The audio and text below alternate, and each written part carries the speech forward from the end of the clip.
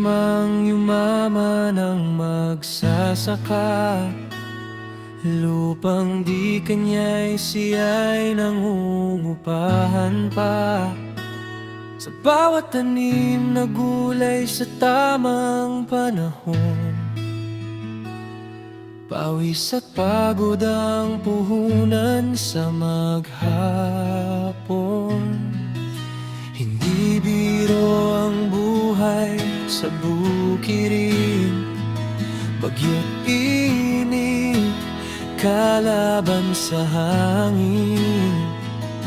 Bago pa man dumating ang pag-aani, sakripisyo muna ang kapalit ng ngiti. Ngunit sa oras ng ani, sagana man o kulang, pasasalamat sa Diyos ang laging tangan. Kahit hindi palaging puno ang kamalig, pag-asa'y hindi kailanman napapawid, napaparang.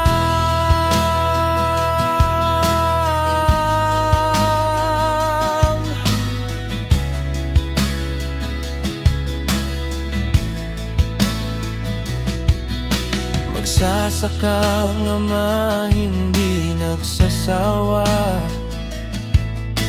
muling nagtatanim kahit pagod na.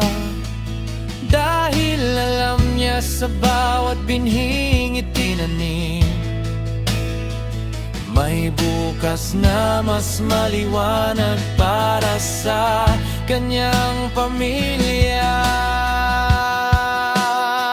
Ngunit sa oras ng ani, sagana man o kulang, pasasalamat sa Diyos ang laging tangan. Kahit hindi palaging puno ang kamalig, pag-asa'y hindi kailanman napapawid, namamaraan.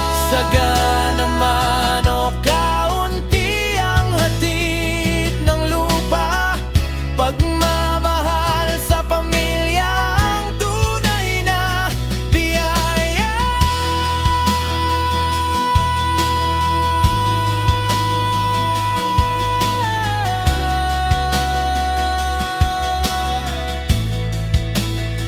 Ngunit sa oras ng ani, sagana man o kulang, pasasalamat sa Diyos ang laging tangan. Kahit hindi